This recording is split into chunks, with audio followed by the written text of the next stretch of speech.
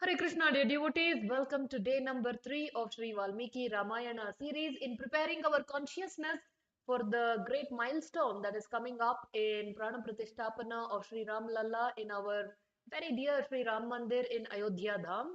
So request all of you, if you have not already typed Jai Shri Ram in the chat section, please do so. I see that many of you are already eagerly waiting to relish and take a dive into Ramayana.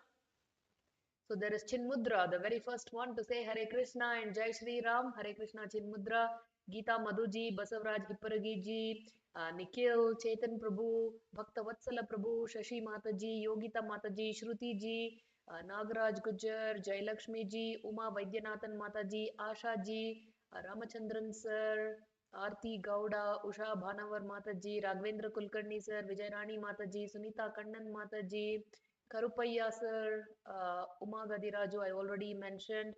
Very nice. Thank you, Chetan Prabhu, for confirming that I'm audible. Great. Thank you very much. Prerna ji, Rekha. So, Rekha Mata ji, I guess. So, Hare Krishna, everyone. Welcome. So, keep typing Jai Shri Ram in the chat section. Let's keep glorifying Lord Shri Rama. As of now, let's go ahead and begin with the prayers as always. Request all of you to kindly join me. So let me change my screen so you can also take a look at the prayers. So here we go. Also, meanwhile, let me also log in on my phone so that way I know what is going on, and about the comments in the chat section, I can keep a track of it. So that way, let me also go ahead and log in.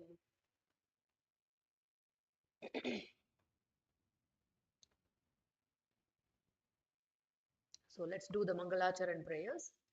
Nama Om Vishnupadaya Krishnaprishthaya Bhutale Srimate Bhaktivedanta Swaminiti Namine Namaste Saraswate Deve Gauravani Pracharine Nirvishesha Shunyavadi Paschatya Deshatarine Jaya Shri Krishna Chaitanya Prabhu Nityananda Shri Advaita Gadadhara Shri Vasadi Gaura Bhakta Vrinda Namo Mahavadanyaya Krishna Prema Pradayate Krishnaya Krishna Chaitanya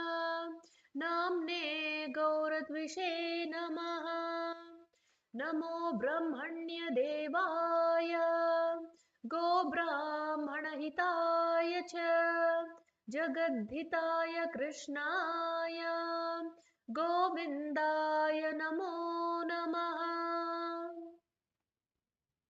He Krishna Karuna Sindho Deenabandho Jagatpate Gopesha Gopika Kanta Radha Kanta Namostute Tapta Kanchana Gaurangi Radhe Vrindavaneshwari Vrishabhanu Sute Devi Pranamami Hari Priye Vancha kalpatarubhyascha kripa sindhubhya eva cha patitanam pavanebhyo vaishnavebhyo namo namaha Hare Krishna Krishna Krishna Hare Hare Hare Rama Rama Rama Hare Hare. So let us offer our humble obeisances unto the lotus feet of His Divine Grace A.C. Bhaktivedanta Swami Srila Prabhupada as we begin day number 3 of our glorious Ramayana series. Now, as I chant the Mangalacharan prayers for Sri Valmiki Ramayana, request those of you who have not yet taken the time to say Jai Shri Ram in our comment section, please do so. So let us keep glorifying Lord Rama as we traverse through this journey of Ramayana, the life journey of the Supreme Lord Sri Ramachandra. So So I see many more have joined in. Basavraj Hiparagiji, I already mentioned. Shailaja Prasanna Mataji, Deepa Mataji, Ananta Krishnan Prabhu, Naveen Prabhu, Rasmita Mataji, Hemalata ji, Geeta Mataji. Wonderful, wonderful. Very nice. Happy to see all of you. Pramila ji, Nisha Mataji, Charvi Sushma. Wonderful. Very nice. Rajalakshmi ji, Suguna ji, Adai Kammai Seturaman. I hope I pronounced your name correctly. Yeah.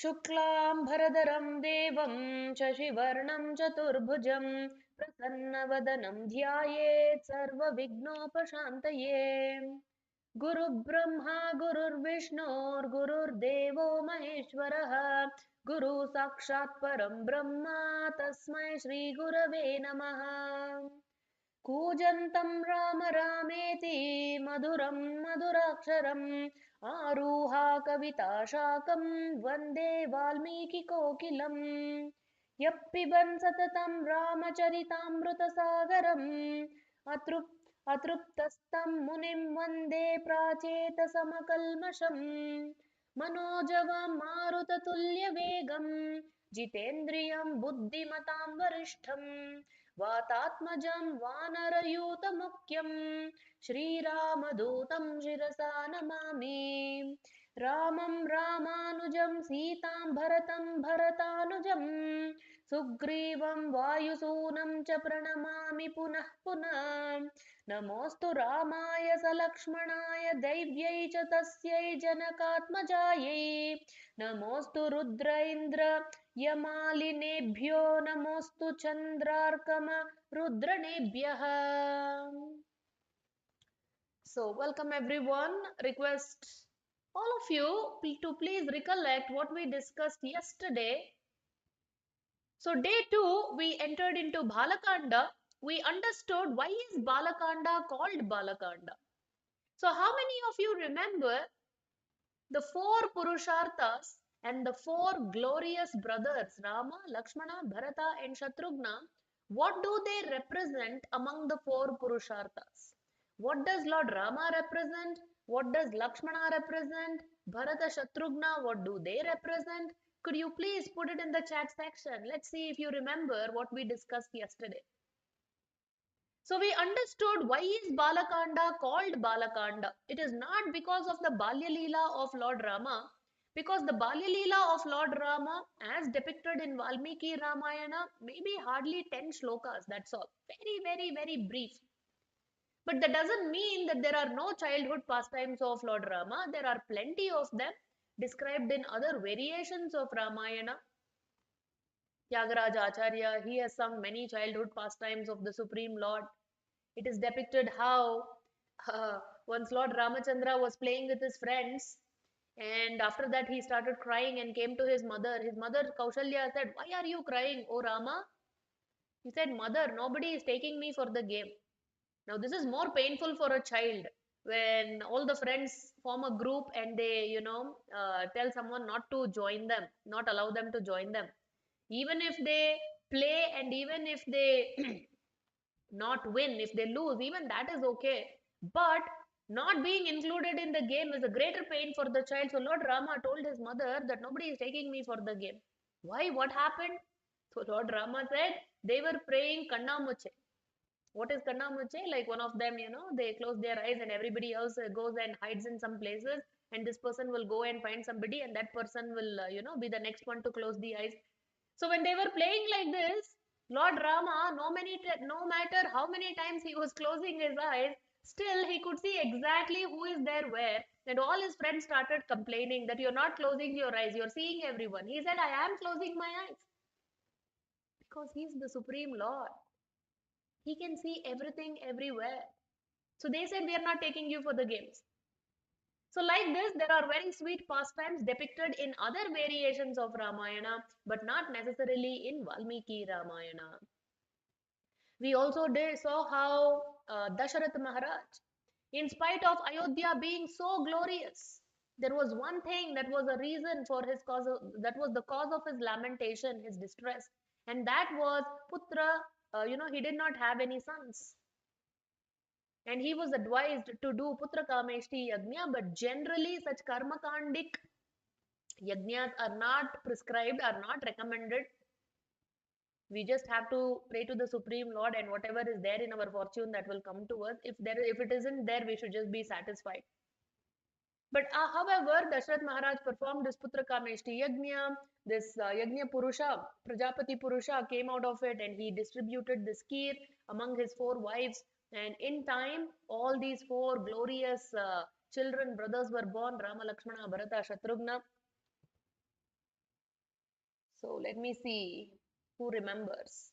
Wonderful. Raghavendra Kulkarni sir saying Rama for Dharma, Lakshmana for Artha, Bharata for Moksha, and Shatrughna for Kama. Excellent. Many of you remember. Chinmudra is also giving the right answer. Basavrajji, you have also given the right answer. Yogita Mataji, Uma Vaidyanathanji, Usha Bhanavar Mataji. Wonderful, wonderful, wonderful. Very nice. Excellent. So all of you remember, that means good, something is going inside, great. So we described how although it was Rama, then Bharata, then Lakshmana and Shatrughna, that is the order in which they were born, that is not how we call them. We always say Rama, Lakshmana, Bharata, Shatrughna. Why? We said that is because Rama is Dharma and Lakshmana is Artha.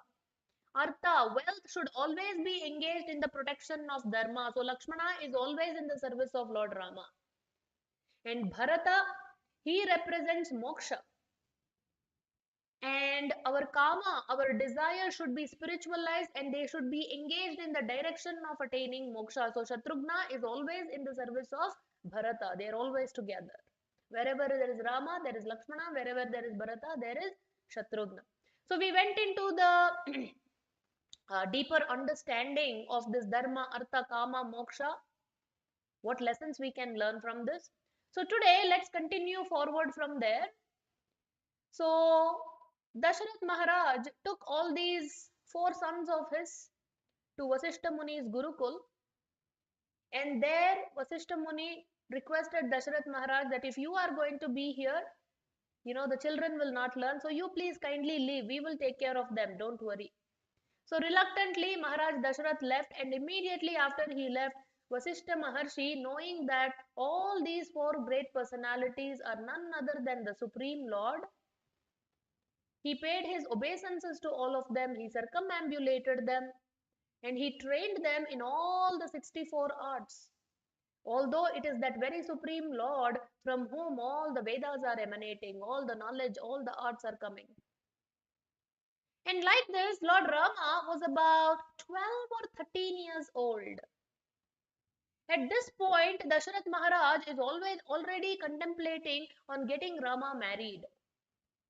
So just when this thought came in the mind of Dasharath Maharaj, who enters the glorious city of Ayodhya, that is the great sage Vishwamitra.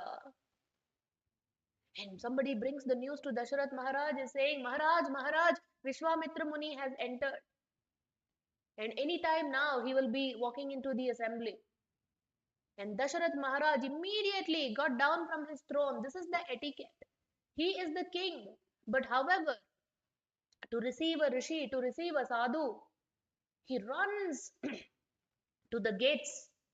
And he is receiving Vishwamitra Muni with such great awe and reverence. And this is how a sadhu should be welcomed into our homes. And then he brought him inside, he gave him an elevated seat to sit, and Dasharath Maharaj himself sat down and he started glorifying with sweet words of honor and respect to Vishwamitra Muni that, oh great sage, what brings you here? Please order me, how can I serve you? And in return, Vishwamitra Muni also reciprocates and he inquires about the well-being of Dasharath Maharaj. And actually, in Valmiki Ramayana, it is a very sweet exchange. There is very nice lessons that we can learn how they greet each other and how they are inquiring about their well-being from each other. So while Vishwamitra Muni is inquiring from Dasharath Maharaj in various ways, how are you doing and how is your city? Is your city free from the attack of enemies? Are your citizens subservient to you? Are your ministers in agreement with you? Are all the natural, whether it's harvest or the seasonal changes and all the natural bounty that you get, is it sufficient? Are you getting, are you prosperous? So these are the things that a king need to take care, isn't it? So Vishwamitra Muni very nicely is inquiring about all these things. And Dasharatha Maharaj inquires from Vishwamitra Muni, how is your progress going on in conquering the cycle of birth and death? This is the main objective, isn't it? So how nicely they are inquiring about each other. And then Dasharatha Maharaj, although he had many glorious qualities, one of the qualities is very quick to say yes.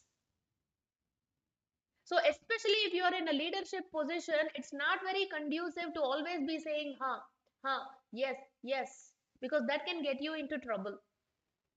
As a manager, as a leader, as a king, no matter who brings what proposal to you, the better way of answering is let's see.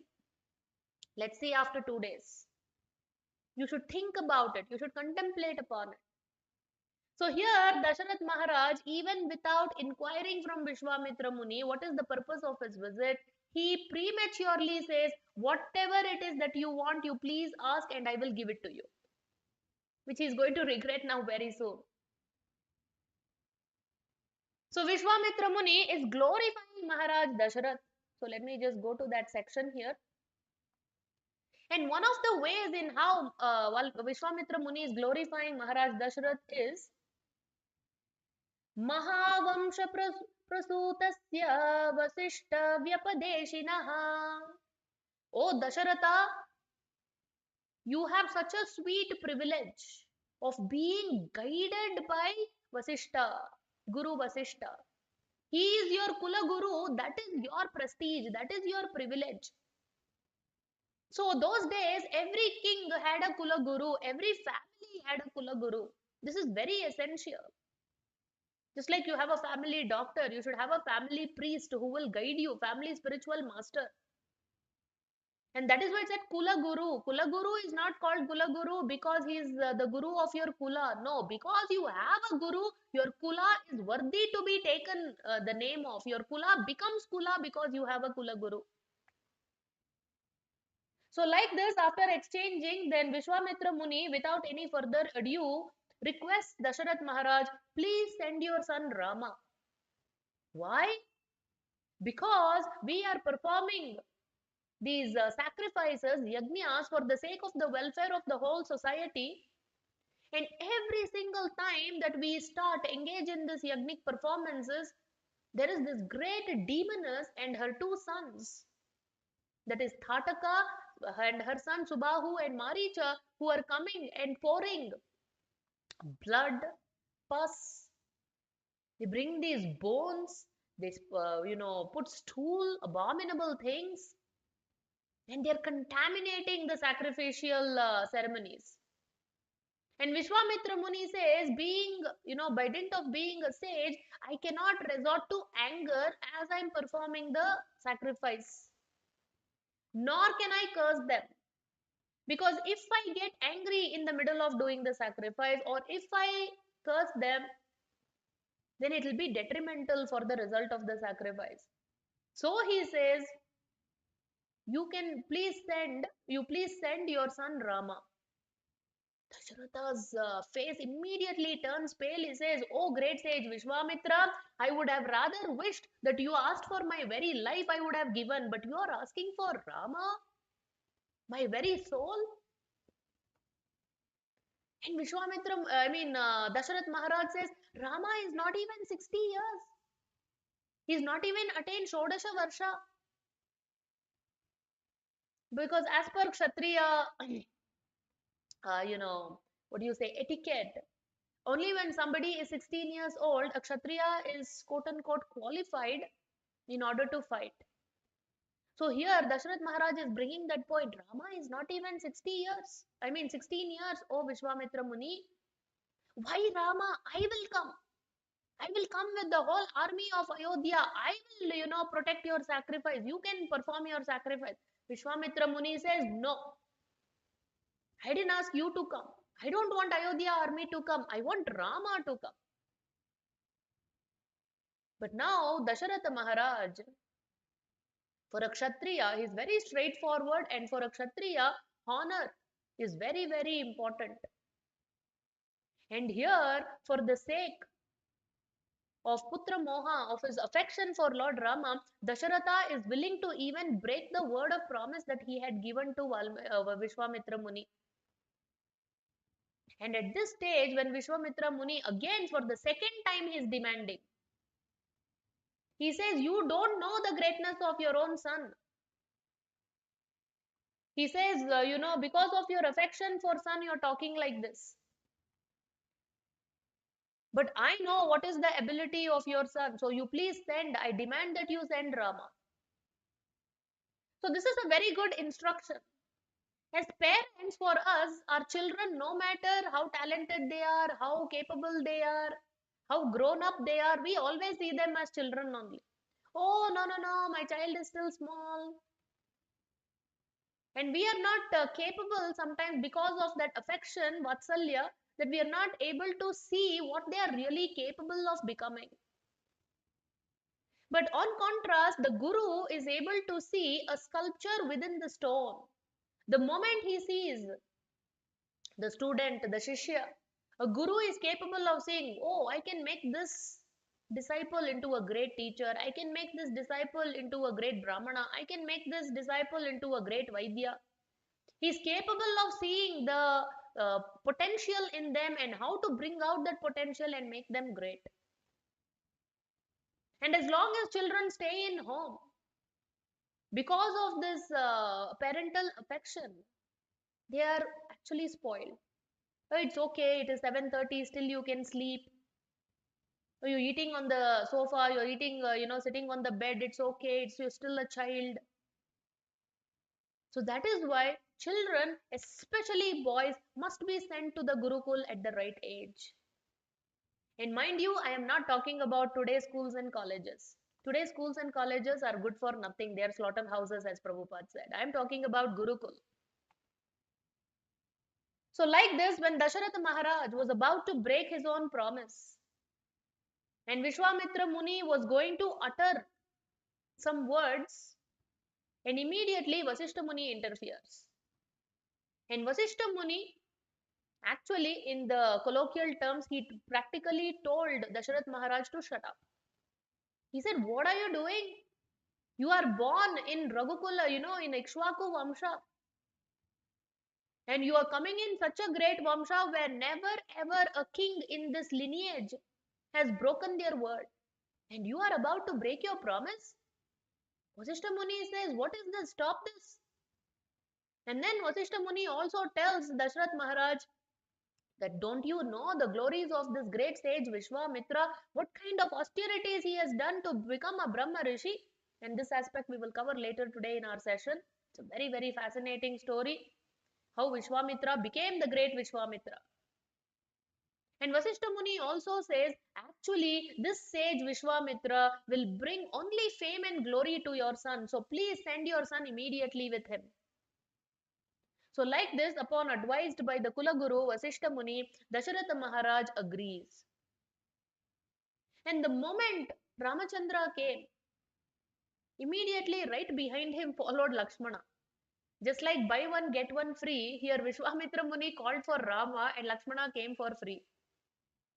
So we already know this, right? Wherever there is Rama, Lakshmana will also come. And it's very fascinating that also, although Dasharatha was not very happy in sending Rama with Vishwamitra Muni, Kausalya was completely okay. She gave her blessings and sent Rama. She was a great tapasvi. So like this, Vishwamitra Muni took this Rama, who was just about 13 years old, and there goes Lakshmana. And so nicely, these two boys on day one, as they were going through different forests, different vanas, different, river streams, they're asking, what is this bird? What kind of a sound is this? Which animal is making this sound? What is the history behind this river? What ashram is this? So like this, it was like a great, what do you say, uh, picnic for them, but at the same time, they're also learning so much on this uh, journey along with Vishwamitra Muni. They are relishing it like anything. And Vishwamitra Muni is also teaching them so many things. So, like this, day one, Sandhya Kala evening, they reached. They were actually in the middle of a jungle. So, what did they do? They took some simple kusha grass, they made a bed out of it, and they lied down. Rama Lakshmana, having walked the whole day, they immediately went to sleep. But who did not go to sleep that night? Vishwamitra Muni. Why? He couldn't stop admiring the beauty of Lord Ramachandra. Head to toe, toe to head to toe to head, back and forth, back and forth. He's admiring the beauty, he's mesmerized, he's stunned by how beautiful Lord Ramachandra is. So, this is the greatness of the Supreme Lord. We as humans, when we sleep, we don't look all that beautiful. But when Supreme Lord sleeps, his beauty becomes multifold, thousandfold, he becomes more beautiful. And somewhere in the Shastra, it is said that why the Lord looks even more beautiful, even, I mean, what does the Lord do even while he is sleeping? It is said when the Lord is awake, he is giving darshan to all those jivas who come in front of him. He is taking darshan of the jivas who have come to him. But while he is sleeping, he is meditating on those jivas who have not yet come to him, and he is coming up with plans how to bring this jiva to me. So look at the mercy of the Lord that while he is resting, he is contemplating on those rebellious souls who have not yet approached him. How to bring these jivas to me? And it is early morning, Brahma Muhurat time, and still Vishwamitra has not slept. The whole night he's been looking at Lord Rama. And the first word that comes out of his mouth on day 2 during Brahma Muhurta time is Kausalya. And why he said Kausalya? He said Kausalya and he paused. Why he took the name of Kaushalya of all the people? He's saying, Arare, one night, what pleasure, what enjoyment, what relishment I derived, what joy I derived, what bliss I derived by looking at Rama while sleeping. This mother Kaushalya, how fortunate this great tapasvi is that she is able to behold this beauty of Rama who is sleeping for 12 years, for 13 years, she's been relishing this. Just like small babies also, when they sleep, the parents derive so much joy by looking at the sleeping baby. Even babies, they're already cute, but they look even more cute when they're sleeping. And the parents relish. So, like this, Vishwamitra Muni is thinking, what fortune of this mother Kaushalya, she's relishing this beauty every day. And how did he continue that? Who doesn't know the Suprabhata, right? Everybody is familiar. The all Bharatvasis, they wake up to this right from their early childhood. So he said, Kausalya Supraja Rama Purva Sandhya Pravartate. Purva Sandhya. This is the etiquette that everybody should rise before the sunrise. We should be ready to greet the sun. And especially for children, parents should put them into the habit of making them rise before sunrise, especially after 5 years of age.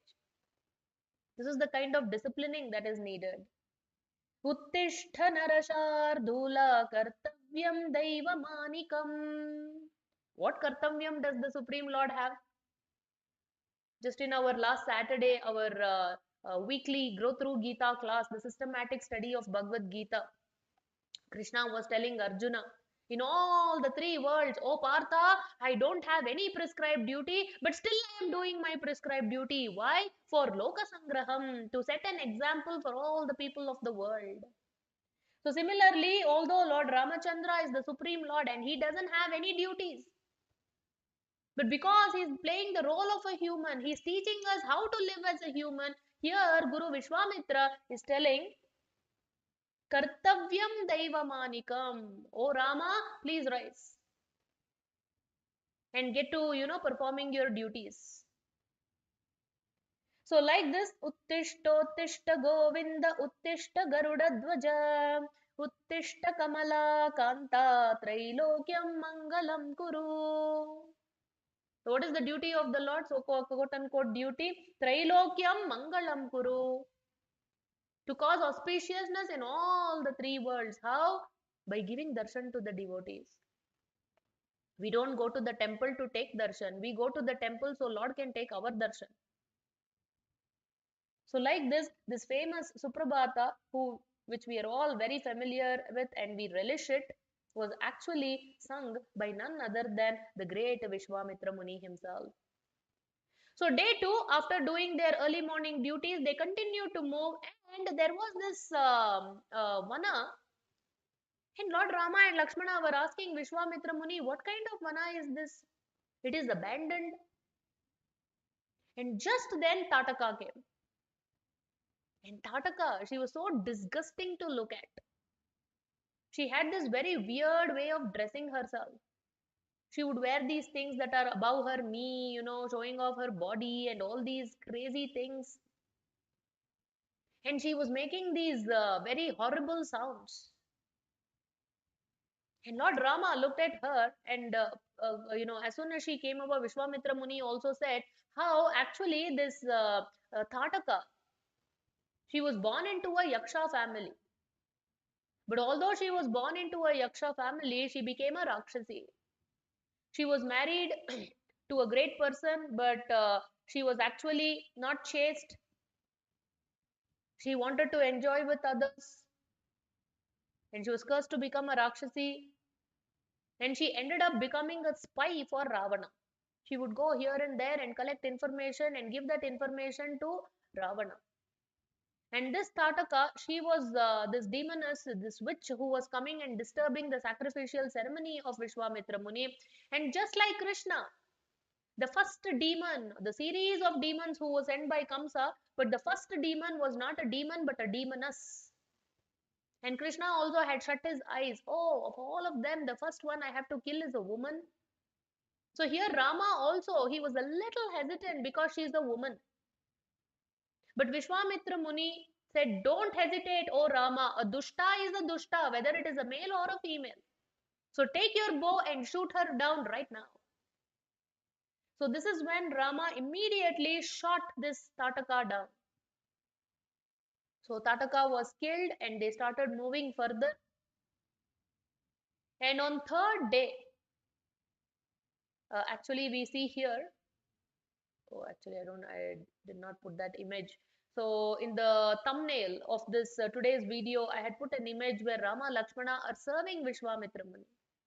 So on the second day night, again when they made a bed of kusha grass and slept on that, Rama Lakshmana were serving Vishwamitra Muni just like menial servants. They're showing how the disciples must serve a guru. They were massaging his legs and taking care of his needs so nicely. Vishwamitra Muni was so pleased. He taught them many, many wonderful vidyas. He taught them Bala and Atibala, using which they will never get thirsty, they will never be hungry, and they will never be fatigued. And he also taught them many Astra and Shastras. Astra is a physical weapon, Shastra is the weapon that you use. It is a subtle weapon using mantras like Brahmastra and things like that. You don't necessarily carry it with you, it's not a physical thing, but by chanting the mantra, you can release those astras. So both Astra and Shastra, many of them were taught by Vishwamitra Muni to these two wonderful brothers, Rama and Lakshmana. And like this, they reached Siddhashrama. Siddhashrama is the ashrama where Vishwamitra Muni stayed along with his other associates, other sages. And this is where they were trying to perform the yajna. And it is said it is this Siddhashrama which is so glorious because this was created, this ashrama was formed by Kapila Dev. Not Kapila Dev, sorry, Kapila Rishi, Kapila Muni. And here, this is the place where Vamana had appeared also. So, very glorious ashram.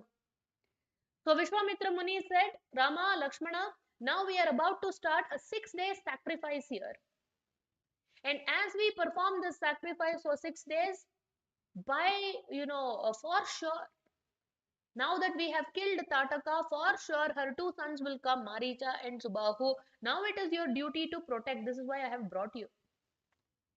So Rama Lakshmana said, all of you please continue and we will protect day and night. So day 1, nothing happened. The sacrifice was going on nicely. Day 2, day 3, day 4, day 5. Day 6, until day 6, this Maricha and Subahu did not show up. And day 6, about noon time, they were supposed to finish this sacrifice. And that morning, suddenly out of nowhere, this Maricha and Subahu came. And they were making all these howling noises, horrible sounds. And they were starting to again try to drop this pus and blood and mucus and bones, stool, urine. So Lord Ramachandra, he created one shield with arrows, so none of these abominable things will contaminate the sacrifice. And meanwhile, when Rama was about to shoot them, this Lakshmana, he said, brother, don't worry, I will take care of it. Rama said, no, no, no, I will do it. So Rama used Agni Astra to kill Subahu. And Subahu immediately, he was killed, he died. And for Maricha, Rama, this time he used Vayu Astra. So he used Agni Astra to kill Subahu and Vayu Astra to kill Maricha. And what happened? This Vayu Astra, now we know wind is very, very powerful. It can just, take away even big, big vehicles, even houses for that matter, trees. It can uproot them and, take them to a long distance away. So what happened using this Vayu Astra? This Maricha, he went and fell so many 7 islands away. He said it is said he went Saptadvipa, he went beyond Saptadvipa, and he fell on an island called, which is now called Mauritius. So Mauritius comes from the name Maricha. And even now in Mauritius, the government celebrates Maricha Utsava. They celebrate it every year. So little bit of understanding of geography here. In South Africa, there is an island called Madagascar. I don't know if I'm pronouncing it correctly, Madagascar. And between this Madagascar, which is in South Africa, and Kanyakumari, the tip of Bharata, there are 8 islands. And it is on the 8th island that this Maricha went and fell. So you can imagine how powerful this Vayu Astra was. And from that time, this Maricha was scared even to hear the word Rama. That is how powerfully Rama hit him. And why Rama left him, alive?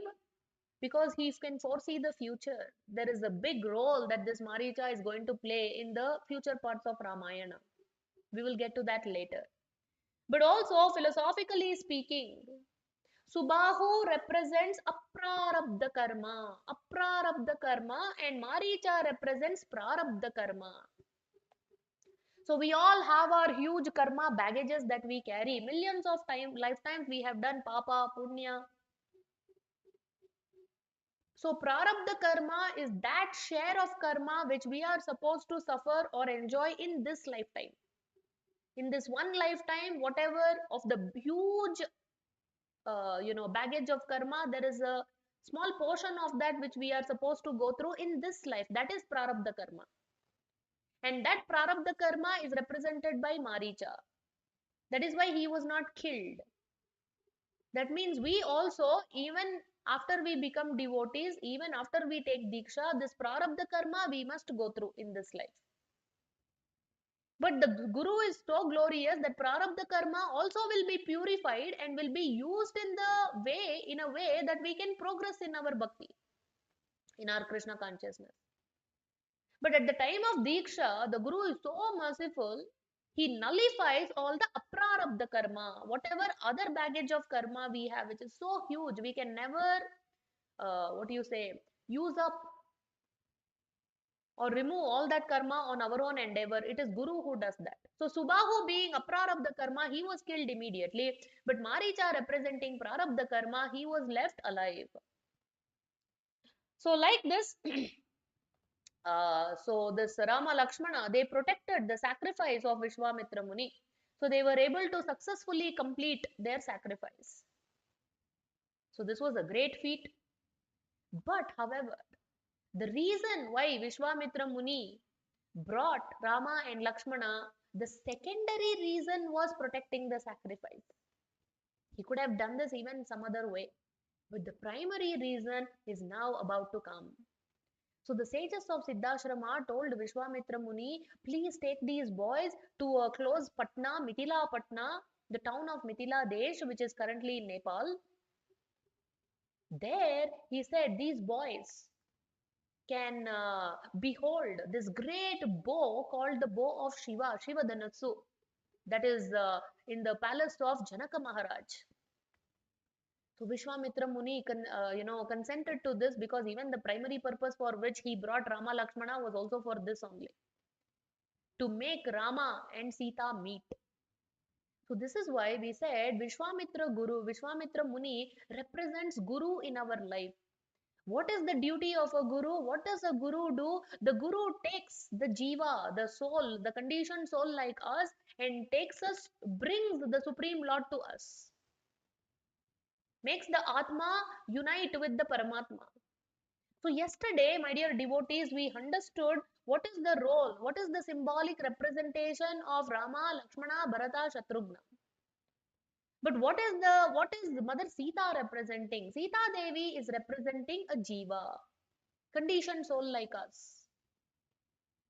And there are so many lessons that we can also learn from her.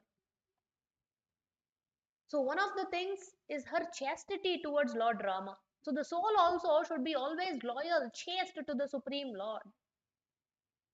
But what happened to Mother Sita? She got attracted by this Maya Mruga, the golden deer, the illusory deer. So similarly, when this Atma also, who is with the Supreme Lord, when we get attracted to this illusory Maya Mruga, this Maya Jagat, immediately our mind, which is actually the Ravana, who is represented by our mind will hijack the soul the moment we get attracted to Maya. And then what happens? Then we are captivated in the body called Lanka. So Lanka represents our Sharira, in which we are captivated, in which we are bound, we are imprisoned. Ravana is represented by the mind, who comes and hijacks the Atma. And this Maya Mruga is actually Maya Jagat. And Mother Sita depicts this conditioned soul. So what should a conditioned soul do? Like we are also, right? We got attracted to this Maya Jagat and we are here trapped in this false ego, mind, in the body. Now how do we get out? What did Mother Sita do? She cried and cried and cried. So what are we supposed to do? Cry and cry and cry. So what are these ISKCON centers? Yes, we worship the Lord. Yes, Bhagavata Pravachan is happening, Sankirtan is happening, Prasadam distribution is happening. Great. But ISKCON centers, temples are schools for crying, schools which teach us how to cry. Just like Mother Sita cried to be reunited with the Supreme Lord, we should also learn to cry. Every morning, 2 hours japa when we do, what are we doing? We are crying, Krishna, please come and take me. Krishna, engage me in your service. Krishna, engage me in your service. Cry and cry and cry. And what happened as Sita was crying in Ashoka Vatika, Ramachandra was also crying. The more we express our intense desire to be united with the Lord by crying, the Lord is crying more than us. He is also doing yajna. How can I bring this soul back to me? Who can I send? So who does he send? Now we were talking about Vishwamitra as a guru. The second guru, another prominent guru in Ramayana is Hanuman. So just like Balakanda is named Balakanda after Vishwamitra Muni, there is another Kanda which is called Sundara Kanda, which is actually named after Hanuman, who is also a guru. So just like now Vishwamitra Muni is going to take Rama to Mithila Patna and unite Sita with Rama, similarly Hanuman also went to Lanka and he also united Sita and Rama. So this is the duty of a guru. They're always doing yojanas, strategies, how to unite the conditioned souls who are suffering here and make them, go back home, back to Godhead, and engage them in the service of the Lord. So as Vishwamitra Muni took Rama and Lakshmana through Mithila, again they were passing through one ashrama. And Rama Lakshmana said, this vana is so beautiful, but why is it abandoned? There is nobody here. And this is when Vishwamitra Muni narrated the story of the great Ahalya. I hope Ahalya Mataji is listening to this. So she is also a very nice devotee. So here Vishwamitra Muni talks about the great Ahalya Devi. So Ahalya was so beautiful that Brahma, after he created Ahalya, he thought, I should not create any other women because she was so beautiful. He thought that nobody else can be more beautiful than her. But she was beautiful not just by her external appearance but also by her inner qualities. A great lady. And usually it is said in Ahalya Prasanga that Indra came in the guise of Gautama Rishi, who was her husband, and he united with her, and Ahalya was not aware of this, and then Gautama Rishi curses her to become a stone. But actually, the more authentic version of this is that actually Indra did not come and unite with Ahalya. Indra entered the mind of Gautama Rishi, and Gautama Rishi, influenced by Indra, who had entered his mind, was overcome by lust, and he was not able to control his senses, and he persuaded his wife Ahalya to unite with him at a wrong time for a wrong reason, and Ahalya engaged in this, and later Gautama Rishi regrets this act, and he tells Ahalya, although I was, persuading you, you as my Dharma Patni should have evaded this. You should have stopped this. So the story goes along this line, and then Gautama Rishi, in this authentic version of Ramayana, it is said Gautama Rishi did not curse her to become a stone, instead, he cursed her to become Bhasma. Basically, not even Bhasma, he told her to disappear, be in a disappeared form. So here in this version, it is said actually she disappeared, but she was in the form of this Bhasma, right? Because in ashrams and all, what do they do? Yajna. After yajna is performed, what will be there? Bhasma. Bhasma means ash, the remains of the yajna. So this Ahalya, she was in the form of Bhasma, but she was near a stone because otherwise it will be carried away by the wind. But she was near the stone, that way it was not blown away. So here, when Lord Ramachandra came, just when his footwear touched this Bhasma, immediately Ahalya, Shapa Mochana happened, Shapa Vimochana happened. She turned again into her original form of this most beautiful Ahalya Devi. And at this time, Ahalya Devi is glorifying not only the lotus feet of Lord Rama, but even the footwear of Lord Rama. How glorious this Paduka, not only the Pada, but Paduka is also so glorious. In fact, the Paduka of the Supreme Lord is so glorious. There is one great Acharya, Vedanta Dikshitar. So he has written a book with 1000 verses glorifying the footwear, the Paduka of Lord Sri Ramachandra.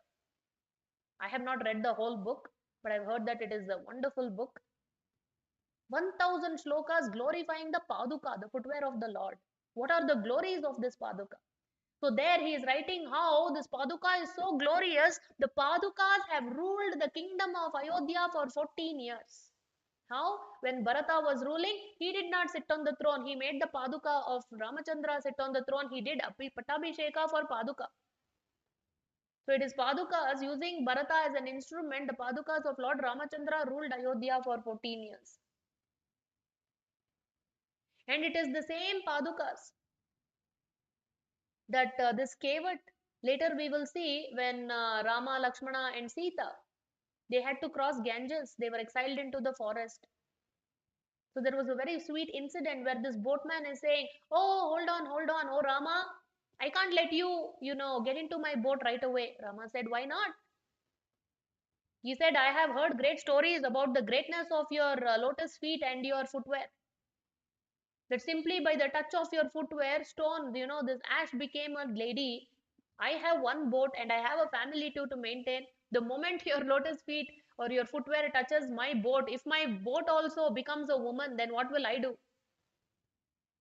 So he said, please hold on. I have to first wash your feet and then I can let you enter, get into the boat. So immediately went, he brought Ganga water and he washed the lotus feet of the Lord. The Charana Duli, the dust, even one speck of dust in the footwear of Lord Rama is greater than any treasure in this world. No comparison. So he collected all that dust from the lotus feet of the Lord, washed his feet, and that water, that holy water, he drank and he shared with all his family members. Now you can get in, he said. And like this, Lord Rama got into the boat and they crossed the river. And then when Ramachandra was feeling that I have nothing to give out of gratitude for the service rendered by this boatman, just when Mother Sita, she took off her finger ring and gave it to Rama, saying that give it to him. This boatman, see, the Lord is most intelligent, but the devotees are even more intelligent than the Lord. So boatman said, what are you doing, oh Ramachandra? I don't want all this. He said, now I have made you, helped you cross this ocean. When the time comes, you should help me cross the ocean of Bhavasagara. What a great deal, huh? The best of all the deals. The devotees know how to deal with the Lord. And Lord Rama beamed with a smile and they moved on. So, like this is the glory of the footwear and the foot, the pada and the paduka. In fact, this padukas, the footwear is called Paduka Devi. She's so glorious. So, like this, after after doing Papa Vimochana for Ahalya Devi, they come to Mithila Desh. And Janaka Maharaj receives them very wonderfully. And the minister who was serving in the court of Maharaj Janak was Shatananda. Who was this Shatananda? He was a great rishi. And who was he? He was son of Gautama Rishi and Ahalya Devi. And when he got to know that Vishwamitra Muni brought Rama and Lakshmana to the ashram, and because of Rama's touching, this basma, his mother has again gotten her form. So Shatananda was so grateful for Vishwamitra Muni and Lord Rama and Lakshmana. So he starts glorifying Vishwamitra Muni like anything. The disciples are very eager, always curious to know about their guru's life. So here it is Shatananda who starts describing the glories of Vishwamitra, saying how in one Janma Vishwamitra actually went through two Varnas. Now Varna is our, based on the guna, the work that we do. There are Chaturvarnya, Krishna says in Bhagavad Gita, Chaturvarnyam Maya Srishtam.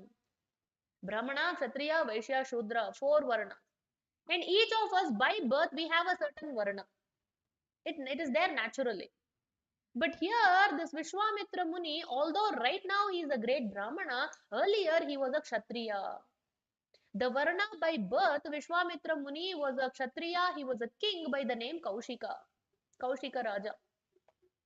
But this Kaushika once, along with 10,000 soldiers, when he was passing through the ashram of Vasishta Muni, he just went to pay respects to Vasishta Muni. But Vasishta Muni offered to, serve Vishwamitra Muni, I mean Kaushika Raja and all his 10,000 soldiers with a feast. Kaushika was thinking, he's a simple sage. He's living in a hermitage. How he will be able to offer a feast? But no, Vasishta Muni insisted, all of you should come. And this is when Vishwamitra Muni witnessed he had a desire fulfilling cow called Kamadhenu. And the way this Kamadhenu created such an elaborate feast, in spite of being a king, he had never ever eaten such a wonderful feast. He was astonished to see the prowess, the greatness of this Kamadhenu and the greatness of Vasishta who possessed this Kamadhenu, that they were able to create such feast for 10,000 soldiers. And here Kaushika requested Vasishta that, you're just a sage. I don't think you should keep this Kamadhenu. Give this Kamadhenu to me. I am the king. Vasishta said, no, she's my mother. I can't part with my mother. But Kaushika demanded that he will forcibly take away this Kamadhenu. This is when this friction, this happened between Vasishta Muni and Kaushika. And Kamadhenu single-handedly defended herself from different parts of Kamadhenu's body, this desire-fulfilling cow. So many weapons came and all the 10,000 soldiers of Kaushika were defeated. And then Kaushika thought he will use Brahmastra. But Brahmastra was no match to the Brahma Danda of Vasishta Muni. He just put that Brahma Danda in front and Brahmastra went and, it merged into the Brahma Danda. So embarrassing for Kaushika. He came back to the kingdom and he started contemplating, wow, I am the king, but I am nowhere as powerful as this Rishi Vasishta. And then he realized, oh, so he is a Brahma Rishi. That is why he is so powerful. This is when Kaushika gave up his kingdom. He put one of his sons as the king, and then he thought, I will not rule the kingdom anymore. I don't want to be a Kshatriya anymore. Even I want to become Brahma Rishi. And becoming Brahma Rishi was not an easy feat.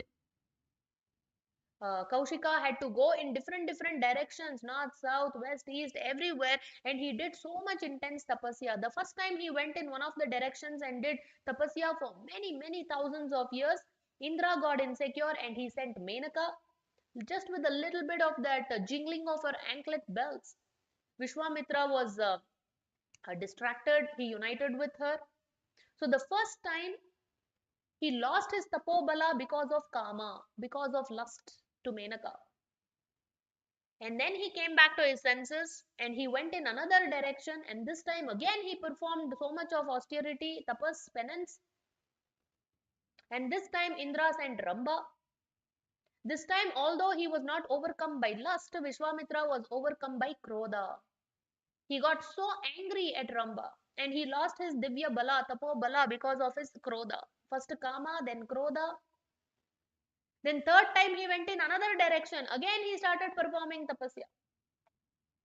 And this time he fell prey to Darpa, ego. What was that ego? There was this one king who wanted to go to heaven in the same body. Because he was so beautiful, he would always, stand in front of the mirror and admire his good looks. He was like, oh, I'm so handsome, I'm so good looking. He thought even after death, I want to go to Swarga in the same body. And not only was he ignorant enough to think like this, but he was also egoistic enough, arrogant enough to go to Vasishta Muni and say, oh, Vasishta Muni, use your Divya Bala and help me go to heaven in the same body. Vasishta Muni laughed it off. He said, what kind of crazy proposal is this?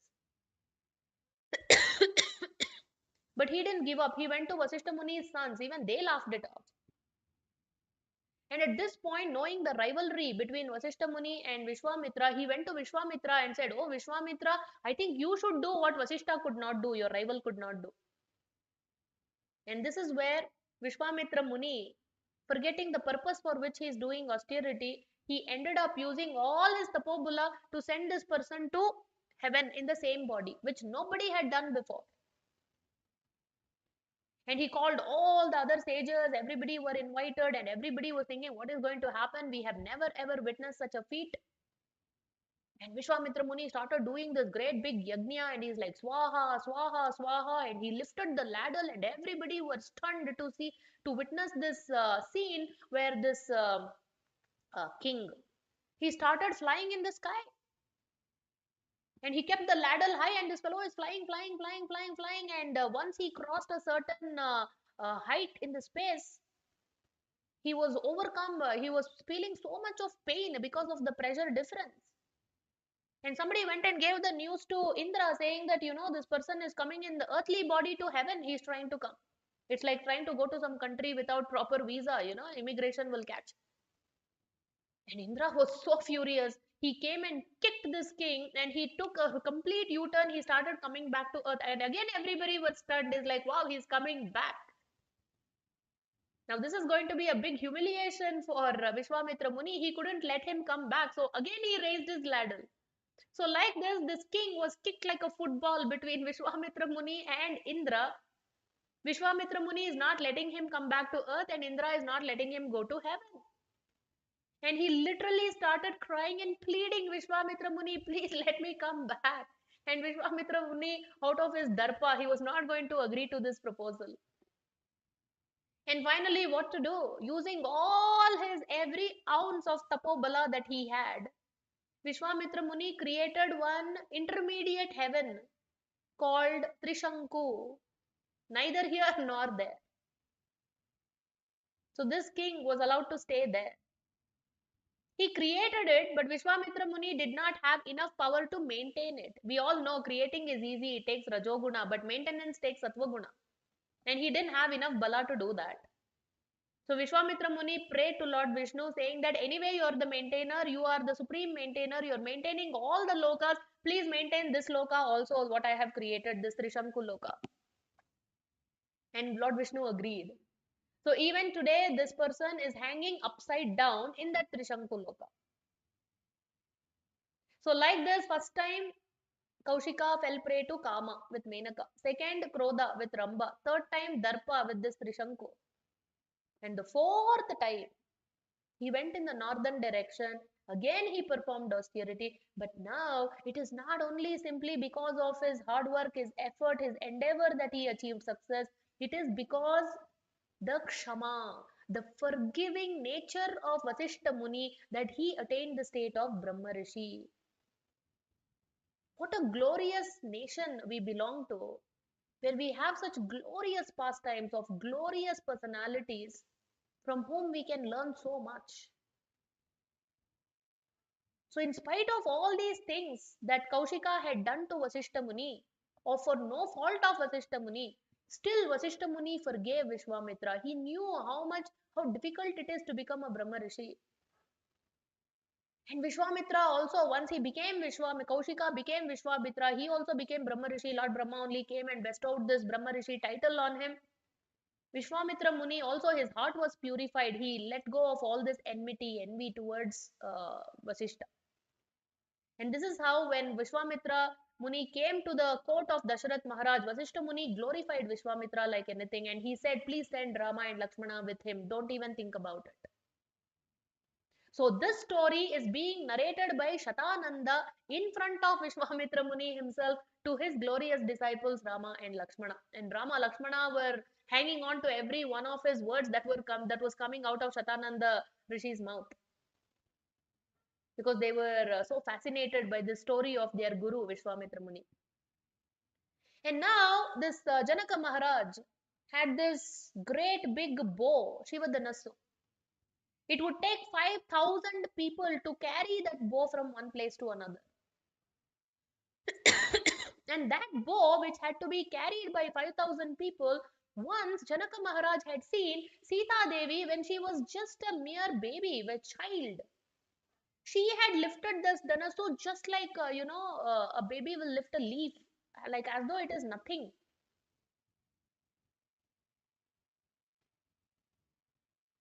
So, like this, when Janaka Maharaj witnessed this, he decided that I will give the hand of my daughter only to that person who will lift this Shivadanasu. When my daughter is capable of doing it, the man who is going to marry her should also be capable of doing it. So now Vishwamitra Muni came and requested Janaka Maharaj if they can see this Shivadanasu. He said, very well. And he asked all these people to bring the Shivadanasu. And then Vishwamitra Muni instructed Rama that, Putra Dhanu Pashya, Vatsa Dhanu Pashya, go see this Dhanu. And then Lord Rama went and he saw. And not only he saw, he lifted it also, getting the permission of his guru. And not only he lifted, he broke it also. Janaka Maharaj was beyond blissful when he witnessed this scene. And immediately, this Vivaha, the marriage between Rama and Sita, was fixed. So Janaka Maharaj sent the messengers to give this news to Dasharath Maharaj. He was so happy. Even Dasharath Maharaj was also contemplating, remember, to get Rama married. And now this wonderful thing came together by divine providence, by the intervention, by the guidance, by the help of Vishwamitra Muni. And Janaka Maharaj had one more daughter. Not only Sita, but Urmila. So Urmila's marriage was fixed with Lakshmana, and Janaka Maharaj immediately sent news to his younger brother Kushadwaja. Now Kushadwaja had two daughters, Mandovi and Shrutakirti. So Mandovi's marriage was fixed with Bharata, and Shrutakirti's marriage was fixed with Shatrughna. So like this, at once all four brothers were married to four sisters. And this Janaka Maharaj, he who was so enlightened that Krishna is giving him as an example in Bhagavad Gita. Just recently we were discussing in our Saturday Bhagavad Gita class. And that Janaka Maharaj who was so enlightened, that Janaka Maharaj who had completely given up aham and mama, there is no sense of me and mine. That Janaka Maharaj, when he is giving the hand of Sita Devi in marriage to Rama, look at what he's saying. Let me read this out from Valmiki Ramayana. Iyam Sita mama suta sahadharmacharitava praticaccha chainam bhadram te panim grihishva panina. So this Janaka Maharaj, who had absolute no sense of aham and mama, here look at his fatherly affection for his daughter. That is why we say Pitru Devo Bhava. Giving his daughter's hand in the hand of Rama, he is saying, Iyam Sita Mama Suta.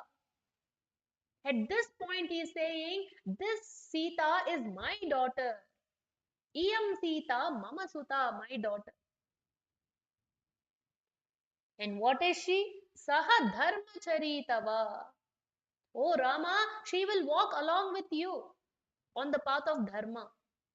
All dharmic rituals that you perform, she will also participate. She will help you, she will assist you, she will serve you. And also, the Patni is called Dharma Patni because she protects the Dharma of her husband. Even if the husband is deviating a little bit here and there, it is the Dharma Patni who will assist her husband in and protect the Dharma of her husband. Saha Dharma Charitava. So, this is how in Vedic times the glory of a person is how well they practice, how well they know Dharma, and how well they practice Dharma. So in the future session also we will see how the same dharma aspect will be brought about by Rama also when he is addressing Sita in a very crucial moment. And what is that crucial moment? What are the glories of Ramachandra? How was their marital life? And what is going to happen to test their marital life? All this and more, my dear devotees, coming up tomorrow. So please don't miss tomorrow's session. Tomorrow we are going to start Ayodhya Kanda. So this brings the end of Balakanda. We can never really end, so-called end, quote unquote. We've gotten a brief overview. So Balakanda comes to a culmination with the marriage of Rama, Sita, Lakshmana, Urmila, Bharata, Mandovi, and Shatrughna and Shrutakirti. So let us give them a day's time to relish their marriage ceremony. So we will come back tomorrow and begin with Ayodhya Kanda. Very, very important session. Please don't miss. Kindly come and join us live. I thank all of you. All through you have been very actively participating. So before we leave, request all of you to please say Jai Shri Ram in the chat section. Let's keep glorifying Lord Rama, preparing our consciousness day after day. So thank you very much everyone for joining us this morning. I will see you tomorrow again sharp at 6 a.m. Indian time. Day 4 of Ramayana is coming up. So until then, take care and keep contemplating on all the wonderful things that we have discussed today from Valmiki Ramayana.